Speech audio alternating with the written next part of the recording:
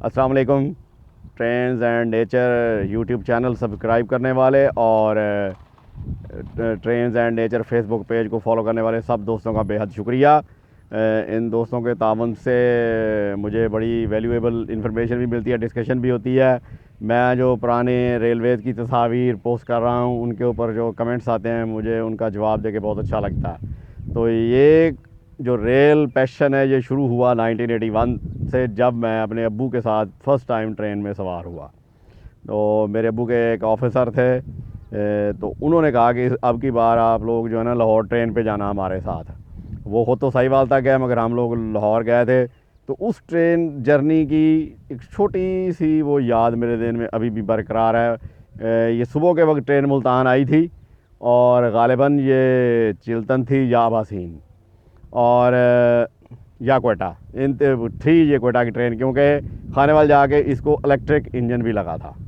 और हम लोग जब ये मियाँ चन्नू से आगे गए तो तब वो जो लेजेंडरी शालीमार उस वक्त फास्टेस्ट ट्रेन थी, बल्कि उस वक्त वीआईपी ट्रेन थी, नया नया उसका इफ्तिताह हुआ था, तो उसका हमें क्रॉस भी पड़ा। और मुझे आज तक वो रेड कलर का काऊ कैचर GMCU 15 का याद है कि मेरे ज़हन में वो नक्श है कि ऊपर से वो इंजन ग्रीन था और नीचे से बिल्कुल रेड उसका वो धूप में चमक रहा था, और वो एकदम आंधी तूफ़ान की तरह से गुजर के गई। तो वो पहला मेरा ट्रेन जर्नी था। इसके बाद जहाँ मैं यहाँ जहानिया शिफ्ट हुए तो फिर यहाँ मैंने 1982 से ट्रेनें देखनी शुरू कर दी। 87 में जब मैंने फ़र्स्ट कैमरा लिया, उस वजह फ़ोटोग्राफिक कैमरा होता था जिसमें फ़िल्म डलती थी। तो फिर मैंने इसको फ़ोटोग्राफ़ी में सेव करना शुरू किया, रेल पैशन को। तब मैं 9th क्लास में था और वो बड़ा महंगा शौक़ था। 950 रुपये का कैमरा उस वक्त आया था, मुझे अच्छी तरह याद है। और फिर ये जो फ़िल्म रोल जो उसके अंदर डलता था वो 95 से 110 रुपीज़ का होता था, और जब उसको डेवलप कराना पड़ता था तो उसके ऊपर भी पैसे लगते। तो ये एक बड़ा महंगा शौक़ था जो मैंने उस वक्त भी पाला हुआ था, जबकि हम कोई इतने अमीर लोग नहीं थे, मीडियाकर से ही फैमिली है हमारी। तो ये उस वक्त मैंने ये रेल पर इतना पैसा लगाया। अब वो ये बैठे बैठे 2021 में मेरे ज़हन में आया कि ये चीज़ें शेयर करनी चाहिए लोगों के साथ। तो तब मैंने ये मेरे पास मोबाइल कैमरा था, तो मैंने इससे उन तस्वीर के ऊपर से तस्वीर बना ली जो अब आप लोग देख रहे हैं।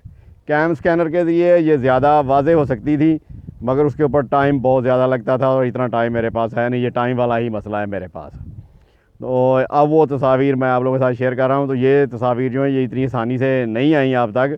तो बाद लोग कह रहे हैं जी ऊपर 2021 लिखा हुआ है, तो वो 2021 वाटर मार्क के अंदर है, जो मेरे मोबाइल कैमरे के अंदर वाटर मार्क है वो उसको मेंशन करता है।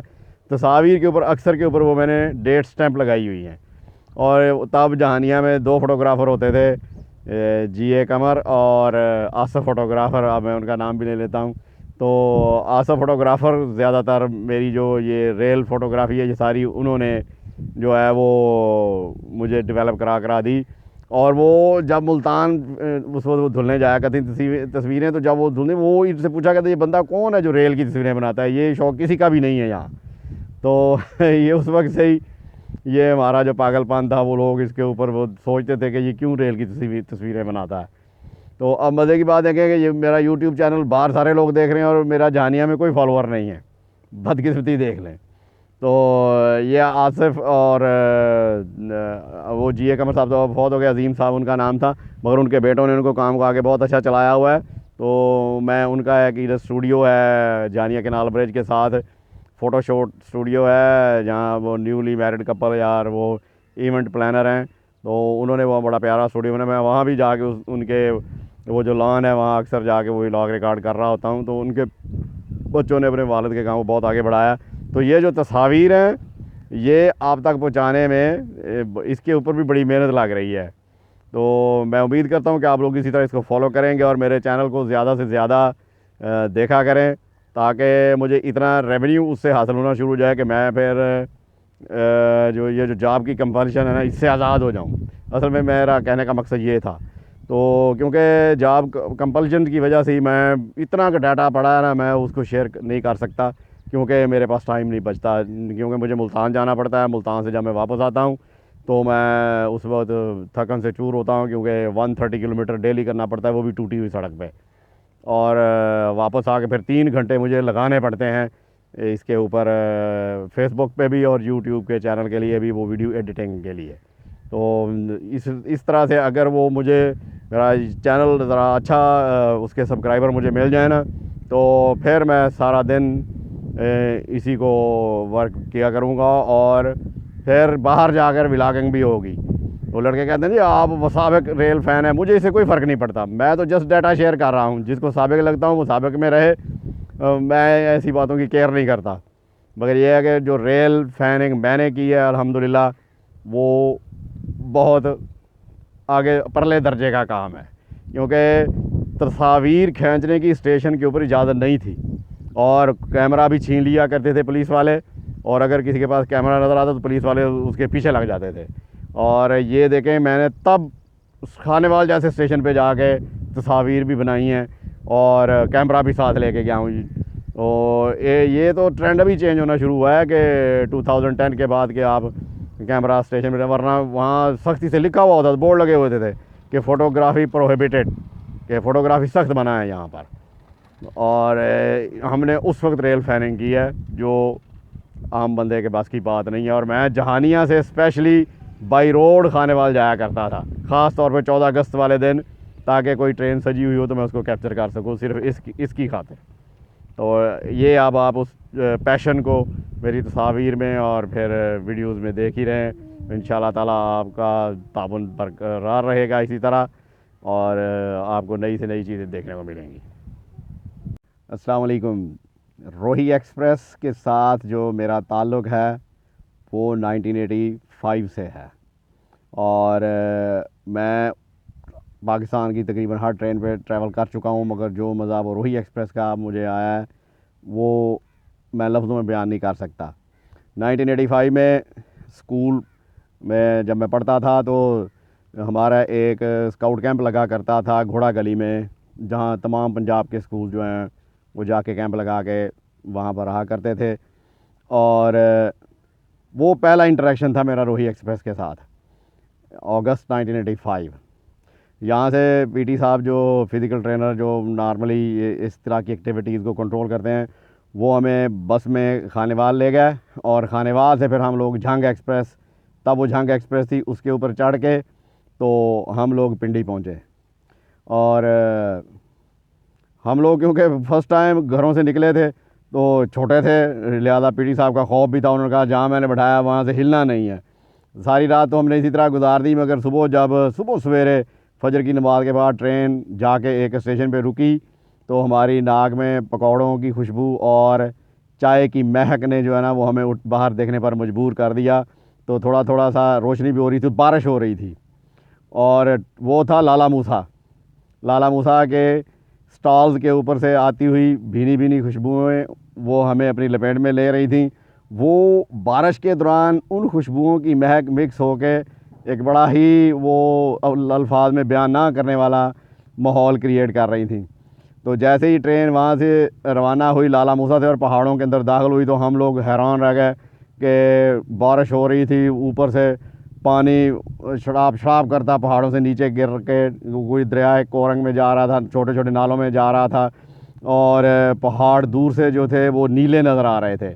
और बारिश के दौरान जो मनाज़र थे वहाँ के, उन्होंने हमें अपनी लपेट में ले लिया, और हमें पता ना चला कि हम लोग कहाँ जा रहे हैं, बल्कि हमें वो सारा ख्वाब सा लगने लगा। वो ट्रैवल, वो पहला ट्रैवल, उसने एक ऐसा इम्पैक्ट मुझ पर डाला रोही एक्सप्रेस का कि ये मैं इसका गर्विदा हो गया। और फिर सबसे बड़ी बात कि ये जिस रूट पे जाती है, ख़ास तौर पे ये जो मलकवाल भलवाल फलरवान वाला एरिया है, यहाँ पर बड़े बड़े दरख्त हैं हर प्लेटफार्म के ऊपर, पता नहीं कितने कितने साल पुराने हैं। तो उन्होंने वो पूरे प्लेटफॉर्म्स को घेरा हुआ था, उनका एक अपना जो है वो कशिश है। तो इस तरह वो पहली बार जब हम लोग रोही एक्सप्रेस पे गए थे अगस्त 1985 में, तो तब उसको GMCU 15 4915 लगा हुआ था, मुझे अच्छी तरह याद है। उसने बड़ी गाड़ी दौड़ा के रखी थी। तो ये फ़र्स्ट टाइम रोही एक्सप्रेस के साथ मेरा इंटरेक्शन था।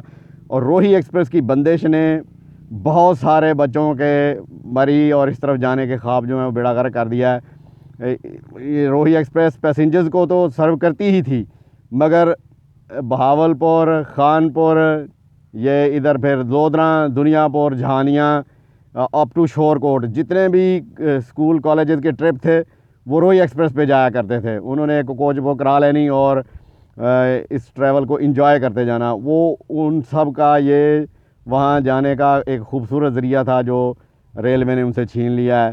तो रोही एक्सप्रेस के बंद होने से ना सिर्फ इस सेक्शन के पैसेंजर को बेताशा मुश्किलात का सामना है, बल्कि ये जो बच्चों के ट्रिप्स का सिलसिला था वो भी उस वक्त से दम तोड़ गया है। तो रेलवे हुकाम मेहरबानी करें और रोही एक्सप्रेस को ज़रूर बहाल करें। ये कोई ऐसी गाड़ी नहीं थी कि जिसके बंद होने से रेल को फ़र्क पड़ता है। इससे रेल, ना सिर्फ रेल को बल्कि रेल लवर्स को बहुत ज़्यादा फ़र्क पड़ा है। और मैं कैसे भूल सकता हूँ रोही एक्सप्रेस के इन ट्रैवल। मैंने फिर बाद में इसके ऊपर बड़े सफ़र किए। बाद में हम एक बार फिर वो जब वादी कागान फर्स्ट टाइम गया तो उस वक्त भी मैं कॉलेज की तरफ से गया था, तब भी हमारी ट्रेन का इंतखाब रोही एक्सप्रेस ही थी और तब उसको 48-16 लीड कर रहा था। इसके बाद नेक्स्ट ईयर 1991 में हम लोग सवात, बहरीन, कालाम गए तो हमने जिस ट्रेन का इंतखाब किया फिर वो यही रोही एक्सप्रेस थी। और रोही एक्सप्रेस को तब 80-26 लीड कर रहा था, मगर तब हम बड़े वो खजल होके गए थे क्योंकि 80-26 ख़राब हो गया था और बार बार फेल हो रहा था रास्ते में। ये लाला मूसा जाकर फिर हमें 4600 वाला इंजन दिया गया, वो 4619 था। वो जब चलता था तो वो इतना धुआं छोड़ता था कि पूरा पहाड़ी से साथ धुएँ के अंदर छुप जाता था। तो ये रोही के साथ मेरी और भी बड़ी यादें हैं। मैं रोही एक्सप्रेस का एक रेगुलर ट्रैवलर था पिंडी के लिए, और हमारा जो सारा इलाका है खानपुर से लेके ये जहानिया, लोधरा, दुनियापुर वाला सेक्शन, इसका तो राब्ता ही काट दिया है ये पिंडी से, ख़ास तौर पे हमारे शहरों का जो वो कार्ड सेक्शन पे है, क्योंकि अब हमारे पास पिंडी जाने वाली कोई ट्रेन रह नहीं गई। मुल्तान से तो फिर 2 ट्रेनें पिंडी को सर्व कर रही हैं जो लोकल ट्रेनें हैं, जस्ट लाइक बैर एक्सप्रेस और थाल एक्सप्रेस, मगर हमें जो है वो इससे मुकम्मल तौर पर महरूम कर दिया गया है। तो मेरी रेलवे हुकाम से एक बार फिर दरख्वास्त है कि रोही एक्सप्रेस जो रावलपिंडी से खानपुर को सर्व करती थी उसको दोबारा बहाल किया जाए। आखिर इतनी ट्रेनें बंद पड़ी हैं, कोचेज़ गई कहाँ हैं? ये एक फजूल सा बहाना है कि कोचेज़ नहीं है। ग्रीन लाइन जो पुराना रैक है उसके 3 रैक थे, वो किधर गए? शाह हुसैन के 2 रैक किधर गए? इस तरह और जो अकबर एक्सप्रेस के 2 रैक किधर गए? अलगर्ज रैक्स हैं, सिर्फ चलानी नहीं है मसला, जो असल मसला है। तो मेहरबानी करें ये रोड ट्रांसपोर्टरों से जान छुड़ा दें हमारी, और पिंडी के लिए हमारा ये ज़रिया बहाल कर दें। अस्सलाम वालेकुम। मैं आज आपके साथ अपना थोड़ा सा रेल पैशन शेयर करना चाहता हूँ कि रेल के साथ जो मेरा पहला इंटरेक्शन हुआ कि मैंने रेल में कब सफ़र किया, तो वो मैं 7 साल का था तब। और उसके बाद जब ये ज़्यादा ये पैशन बढ़ा तो 1985 में मैंने पहली बार ट्रैवलिंग की रोही एक्सप्रेस में पिंडी तक अपने वालिदैन के अलावा। और फिर जब हम लोग पिंडी गए तो पिंडी से वापसी पर हम जिस ट्रेन पे आए वो थी, मेरा ख्याल है 212 डाउन पैसेंजर ट्रेन थी जो पेशावर से लाहौर आया करती थी, और वो सारी रात चलती थी और सुबह सुबह पिंडी पहुंच जाती थी अर्ली इन द मॉर्निंग। तो हम लोग जो वहाँ मरी से आए थे तो शाम को उसी पे चढ़ गए, और रास्ते में बारिश शुरू हो गई। तो बारिश के दौरान ट्रेन का जो वहाँ से चलने का वो मंज़र, और जब वो मुख्तलिफ़ स्टेशन के ऊपर स्टॉपेज लेती थी तो वहाँ जो बूंदें प्लेटफार्म पे गिर रही थी, कच्ची मिट्टी से जो महक उठ रही थी, उसका एक अपना ही वो मैजिक था जो सिर्फ एक रेल फ़ैन ही महसूस कर सकता है, जो जिसको नेचर से भी लगाव हो। तो इस तरह हम लोग सुबह वहाँ पहुँच गए लाहौर, और लाहौर से हम लोग फिर सारा दिन उधर फिरते रहे। बादशाही मस्जिद, मीनार पाकिस्तान, हमें सारी जगह घुमाई गई, और ये 85 की बात मैं कर रहा हूँ।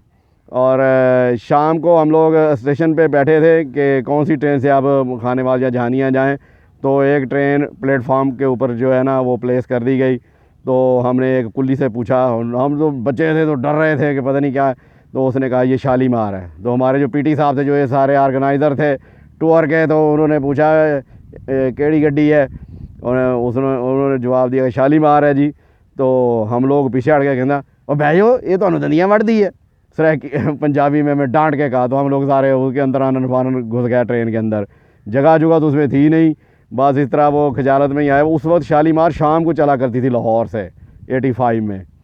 और हम लोग जब मेरे ख्याल से साहिवाल आए तो गाड़ी खड़ी खड़ी खड़ी, पता नहीं उसको क्या मसला था, कोई सिग्नल प्रॉब्लम था, HGM-U30 लगा हुआ था, वो चीख रहा था बार बार।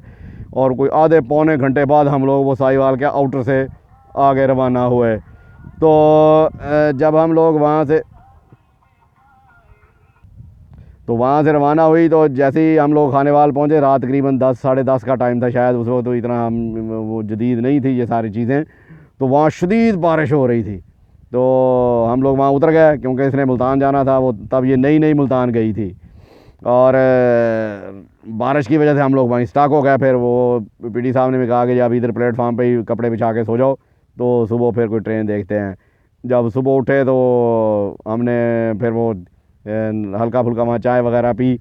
और 10:30 बजे वो जो M326 डाउन पैसेंजर ट्रेन जो उस वक्त खानेवाल और लोधरा के दरमियान चला करती थी, वो रेडी होने लगी और उसको GMU-30 4701 आके लगा।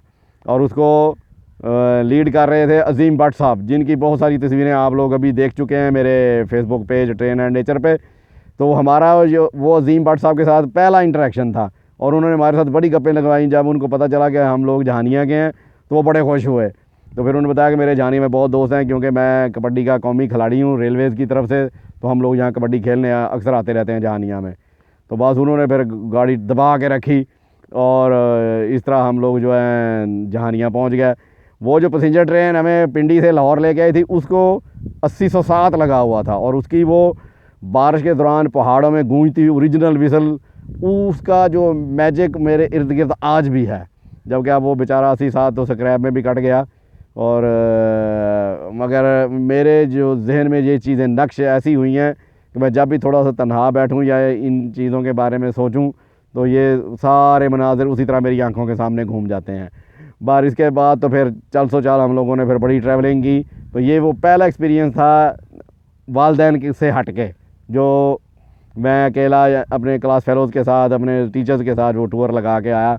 और फिर उसके बाद तो चल सो चल रही हमने फिर रेल का क्या कहते हैं कोई कोना कोना छान मारा। और अभी जो लोग कहते हैं मैं रेल फैनिंग के लिए नहीं जाता, मैं रेल ब्लॉगिंग के लिए बाहर दूसरे शहरों में नहीं जाता हूँ, उनको मैं कहना चाहता हूँ इसकी एक एज होती है भाई।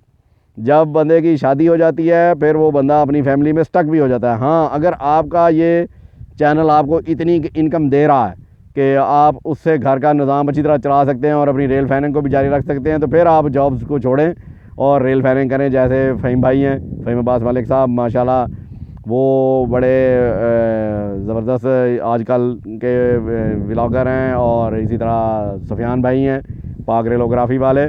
तो हम लोग तो अब बस वो माजी की बातें ही आपको बता सकते हैं।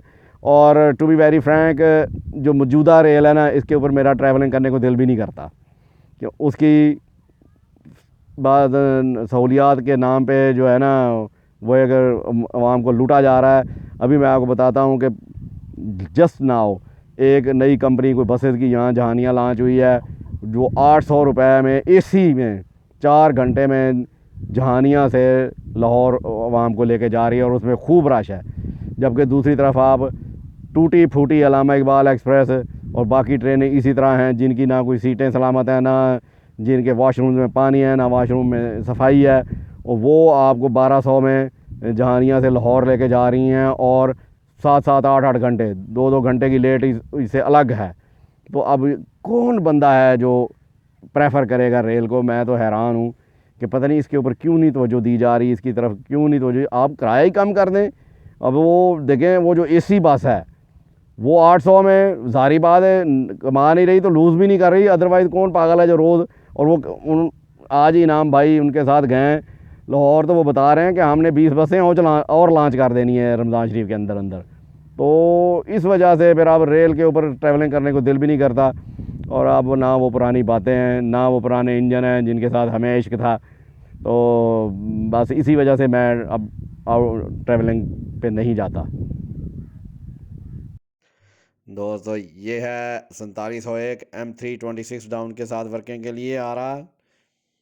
और ये मांकियाला स्टेशन पे रोही एक्सप्रेस रुकी हुई है और 102 सुबह रफ्तार उसको क्रॉस कर रही है। ये 49 131 अब रोही एक्सप्रेस के साथ मांकियाला स्टेशन पर। ये फिर वापसी पे हम लोग तेज़ गाम से आए थे ब्लू तेज़ गाम, जिसको 80-78 लीड कर रहा था, और ये शार्प करोज में से बड़ी तेज़ी से आ रहा था। ये 82-12 ने इससे चार्ज ले लिया, लाहौर रेलवे स्टेशन पे आ गए ब्लू तेज़ गाम का। और तब मैंने 82-12 की जो ज़बरदस्त किस्म की साउंड थी वो पहली बार करीब से इंजॉय की। मैं पहली कोच में चढ़ा हुआ था, उसकी सिर्फ टर्बो की झाँ झाँ वो सुनने के लिए मैंने बड़ा लंबा सफ़र वहीं फंसा के किया पहली कोच में। और ये रेल कार क्रॉस कर रही है इस्लामाबाद एक्सप्रेस, ये 80-83 के पिंडी का हीरोइन।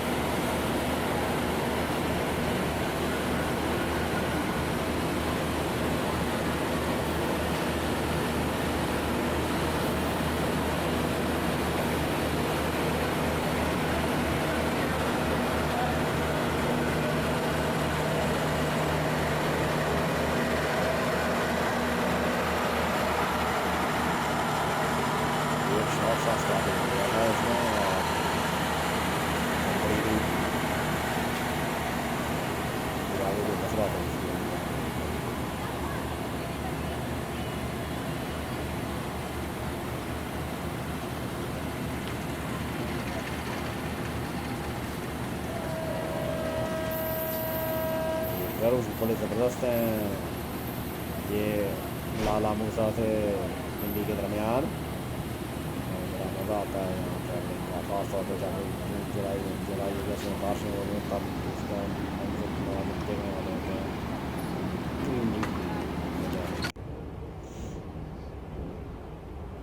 और ये झेलम स्टेशन है, ये देखें जी, ये 4615 नया नकोर रंग हो के खड़ा है, ALU-24।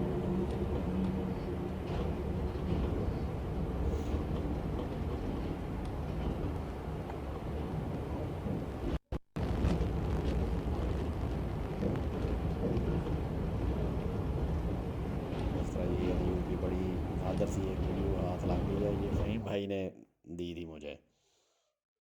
ये तेज़ गाम पिंडी अप्रोच कर रही है 7 अप 8306 स्पीड पे। ये फिर 97 का ट्रिप वो 8318 खैबर मेल के साथ है। ये 8321 बिल्कुल ब्रांड न्यू बन के पहली वर्किंग के लिए तैयार खड़ा था पिंडी स्टेशन पे। तो ये हम लोग फिर 102 डाउन पे सवार थे, जिसको 8320 लीड का था, वो भी बिल्कुल नया नकोर था इंजन। तो ये तरकी स्टेशन पे उसको ब्रेक लग गई थी। ये लाला मूसा, और ये फिर वही चंद यादगार वीडियोज़ हैं जो मैंने